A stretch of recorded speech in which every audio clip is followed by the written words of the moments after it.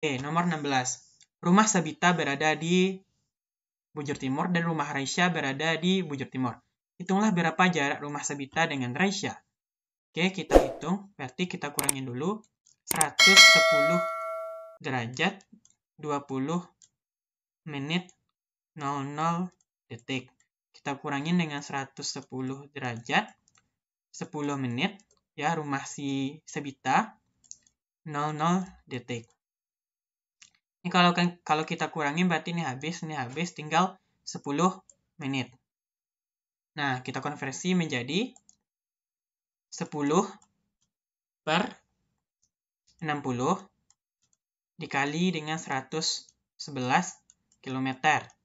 Karena kita tahu 1 derajat itu 111 km. Jadi, hasilnya di sini adalah sekitar 18,5 km. Jawabannya A. Nomor 17. Alasan mengapa Indonesia tidak ditemukan hujan salju adalah A. Tidak terdapat tetes air dalam awan panas, padahal di awan panas juga terdapat tetes air, berarti salah. Tetes air sangat terbatas jumlahnya. Nah, di Indonesia itu tetes airnya cukup banyak ya. Pembentukan kristal es tidak terjadi di Indonesia, ini salah, karena di beberapa wilayah seperti di Papua, di Jawa itu terjadi pembentukan kristal es karena faktor ketinggian tadi. Tidak ditemukan awan potensial pembentuk salju, ini juga salah, karena di Indonesia juga ditemukan awan potensial. Selanjutnya, temperatur awan dengan permukaan bumi tergolong cukup panas, yaitu lebih dari 0 derajat Celcius. Jawabannya yang E. Suhu awan dengan permukaan bumi itu tergolong cukup panas, lebih dari 0 derajat Celcius di daerah kita, Indonesia. Nomor 18. Sifat dari gas rumah kaca adalah, sifat dari gas rumah kaca itu yang pertama adalah menyerap. Nah, dia sedikit menyerap dan memantulkan panas, kembali jawabannya E. Yang tidak termasuk ciri bencana alam adalah kejadiannya rutin. Nah, ini belum tentu ya, karena tidak semua bencana itu rutin. Kayak bencana-bencana besar seperti tsunami, gempa bumi, dan lain-lain.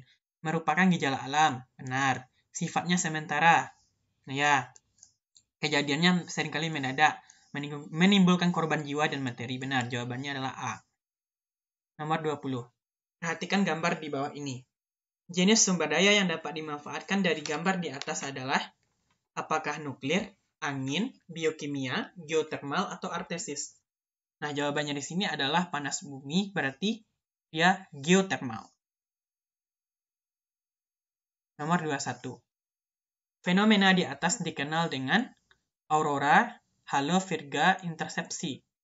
Nah, jawabannya adalah halo. Biasanya ditemukan pada lapisan termosfer. Nah, untuk intersepsi, intersepsi ini merupakan penguapan yang terjadi di daun, ya, di daun atau di badan tumbuhan. Intersepsi. Aurora borealis dan aurora australis biasanya ditemukan di kutub utara dan kutub selatan. Nah, untuk virga ini adalah hujan yang tidak jadi sampai ke permukaan bumi. 22. Perhatikan tokoh di bawah. Makna preventive check menurut tokoh di atas adalah, nah pada nomor 22 ini, tokohnya adalah Malthus. Nah, jadi menurut tokoh Malthus, terdapat dua cara dalam menyelesaikan masalah yang berkaitan dengan jumlah penduduk dan bahan pangan, yaitu dengan cara preventive check dan positive check. Untuk preventive check itu berupa menghambat kelahiran. Nah, jadi bagaimana cara-cara menghambat kelahiran atau bahasa geografinya fertilitas?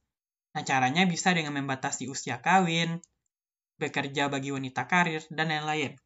Nah, jadi jawabannya di sini adalah menghambat fertilitas B. Sedangkan untuk positif itu berkaitan dengan bagaimana mengurangi jumlah penduduk, yaitu kematian ya. Nah, contohnya dengan bencana alam, perang, kejahatan, dan lain-lain. Bahkan wabah penyakit. Jadi jawabannya di sini adalah yang preventif itu faktor penghambat kelahiran. B. Soal nomor 23. Bagaimanakah arah angin yang membentuk gumuk pasir di atas adalah, nah ini adalah gumuk pasir yang menyerupai bintang, tegak lurus gumuk, kurang tepat, ya karena tidak tegak lurus anginnya datang kalau kita lihat dari morfologinya, Sejajar gumuk tidak tepat juga. Dari kanan dan kiri tidak tepat. Jawabannya dari berbagai arah, karena kita dapat melihat ke arah angin ya di sini dari bentukan morfologinya. Gunung api Indonesia umumnya berupa stratokomposit dengan alasan. Kita lihat dulu, stratokomposit berarti menyerupai kerucut yang berlapis. Tubuhnya banyak lapisan, benar. Tubuhnya terbentuk dari selang-seling lapisan lava dan piroklastik. Benar ya, jika kita lihat dari gambarnya, ada lapisan dari lava dan piroklastik. Tubuhnya berbentuk dari banyak kerucut. Hasil endapan piroklastik dominan, selang-seling lapisan lava dominan. Nah, jawabannya di sini yang paling tepat adalah yang B. Tubuhnya terbentuk dari selang-seling lapisan lava dan piroklastik karena terjadi erupsi secara berulang. Nomor 25. Metode pengisian sensus pada gambar di bawah ini tergolong kepada sensus penduduk. Pelaksanaan sensus di mana pengisian daftar pertanyaan dilakukan oleh penduduk itu sendiri dinamakan dengan, dan pencacahan penduduk berdasarkan alamat di kartu tanda penduduk dinamakan dengan. Oke, jawaban nomor 25 itu adalah D, householder dan de jure. Kita lihat dulu, sensus itu ada dua secara umum, ada secara de jure dan ada secara de facto. Nah, sensus secara de jure itu adalah sensus berdasarkan KTP atau alamat sebenarnya, bukan hanya saja saat sensus, tapi memang alamat aslinya gitu, berdasarkan KTP de jure. Sedangkan sensus de facto itu berdasarkan perhitungan ketika ditemukannya individu tersebut. Jadi tidak peduli dia dari asal mana. Ketika dia udah nampak hari itu dan datanya dikelola, maka itu sensus de facto. Metodenya ada dua dalam sensus ini. Ada householder, ada juga canvasser. Nah, untuk householder ini, di mana pelaksanaan sensus pengisian daftar pertanyaan dilakukan oleh penduduk itu sendiri. Jadi, di householder ini, penduduklah yang mengisi data. Nah, ini biasanya ditemukan di negara maju. Ya, karena angka buta hurufnya rendah atau hampir tidak ada.